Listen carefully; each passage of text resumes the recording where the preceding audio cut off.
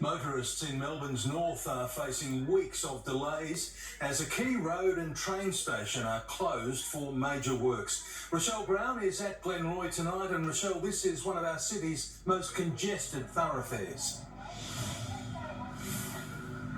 Mitch, during the morning at peak hour, the 2-hour peak hour rather, the boom gates here are down 43% of the time. So for motorists over the next 3 weeks, it's really short-term pain for long-term gain. The state government is promising the removal of the level crossing will ease frustration for 19,000 drivers a day. Between today and Friday, May 6, buses will replace trains until the new station opens, adding an extra half hour to travel times for commuters. And for motorists, the road here will remain completely shut off until Saturday, May 14. It will be the 60th set of boom gates to be removed as part of the level crossing project. Mitch? Rochelle Brown at Glenroy, thank you.